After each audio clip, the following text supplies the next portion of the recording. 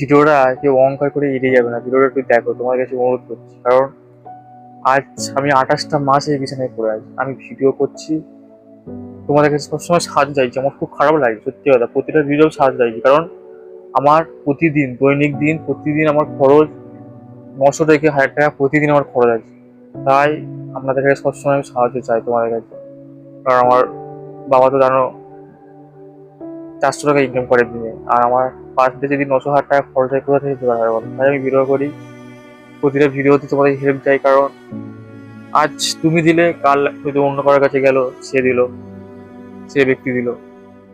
তোমাদের 10 টাকা, 5 টাকা, 50 টাকা আমার কাছে এখন অনেক অনেক অনেক অনেক অনেক বড় হবে।